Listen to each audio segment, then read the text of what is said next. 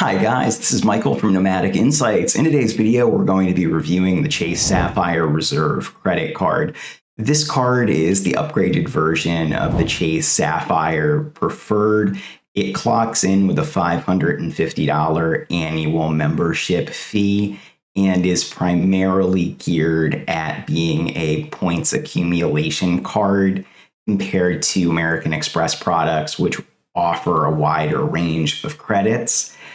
We're first going to start with an overview of the insurance coverages offered by the Chase Sapphire Reserve. Then we're going to proceed to go into what actual benefits or ancillary benefits this card offers, such as airport lounge access. And then we're going to finally do a deep dive into reward points and redemption options for this card.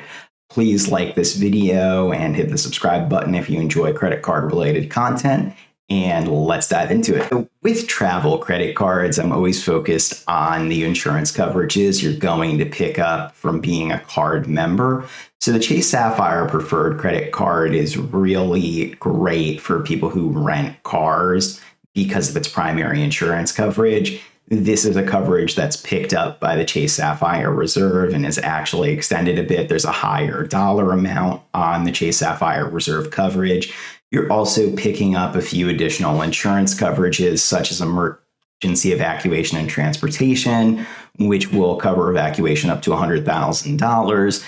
And then you're also going to get higher amounts on things such as like lost luggage reimbursement and trip cancellation and interruption insurance.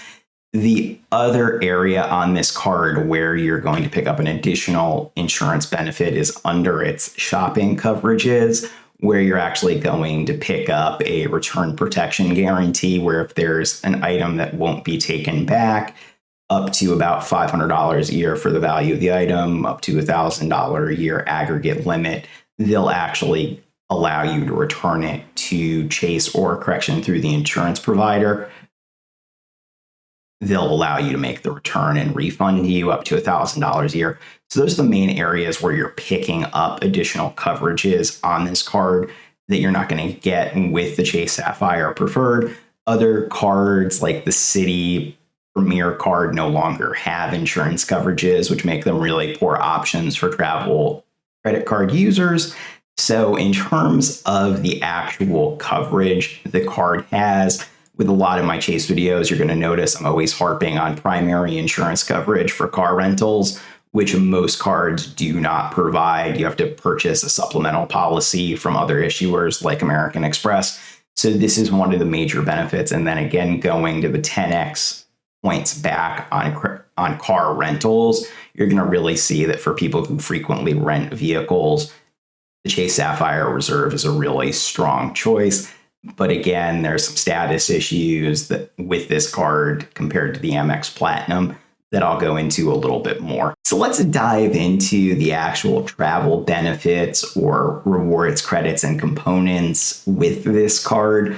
So with a $550 annual fee, you're probably wondering, how am I going to recoup that cost? There's a couple different ways this card lets you do that. You get $300 a year back in travel credit each year, and this is on travel you buy through the Chase travel portal. So that brings the net effective cost of the card down to $250 a year. And you can also get a TSA pre or global entry credit of about $100 every 4 years.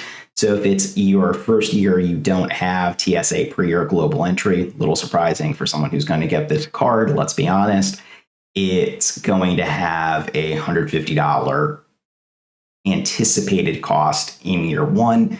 Now, something that could really offset this would be access to Priority Pass Select, which is the lounge membership you get through the Chase Sapphire Reserve card. This gives you access to about 1,300 lounges and restaurants globally. There's a combination.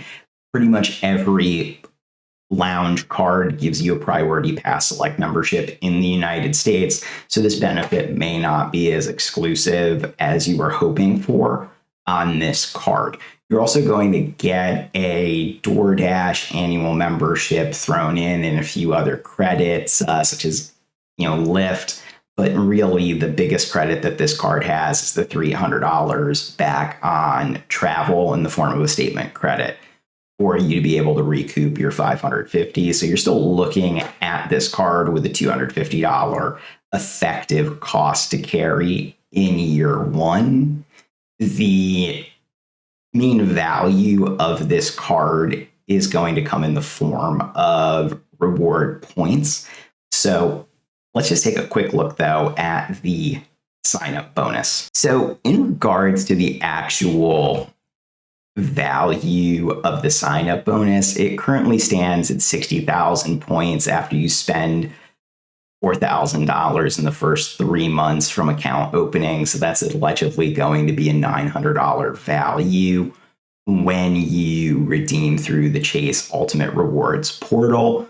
With the way to max value, though, with Chase is usually to use a transfer partner, and I don't believe you get a multiplier effect when you're transferring to transfer partners using the Chase Sapphire Reserve credit card or the Chase Sapphire Preferred.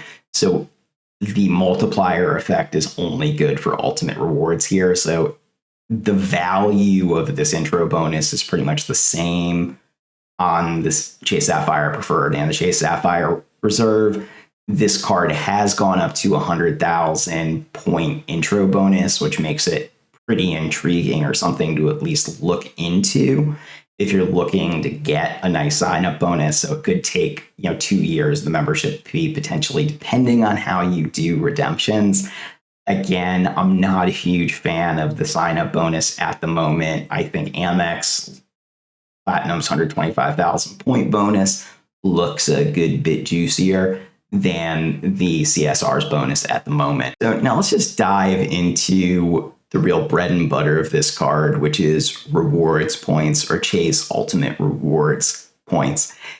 Chase Ultimate Rewards points have a value when you redeem them for travel of about 1.5 cents per point when you're using the Chase Sapphire Reserve, which is pretty good value compared to other rewards programs, especially compared to American Express member rewards. We're only getting about 1 cent per point when you redeem for travel, and there's not a higher multiplier on cards like the Platinum.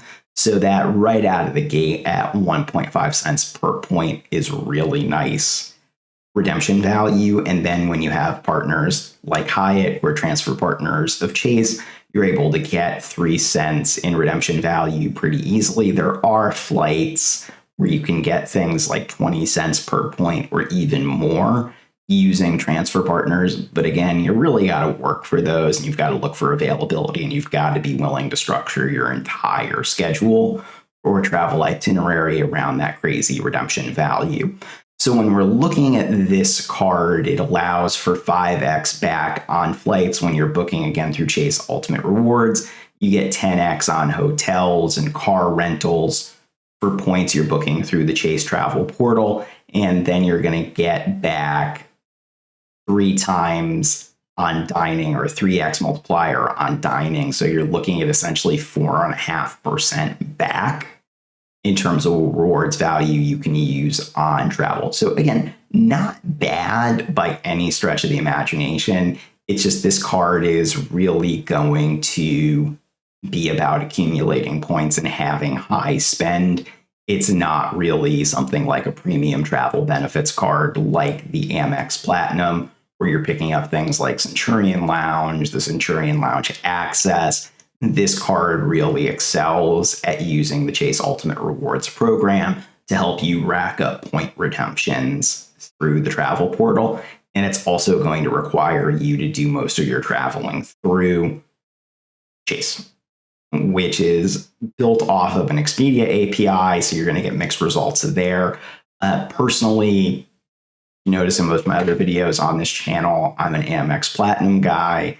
I think the benefits are just a lot easier to extract than the benefits of the Chase Sapphire Reserve, where you're, again, really spending a lot of money on travel, or you're going to be you're not really getting it back from credits. So there's a higher effective cost at $250 per year with this card compared to the Platinum, which just through its credits actually gives you about $500 back in your pocket, depending on your spend.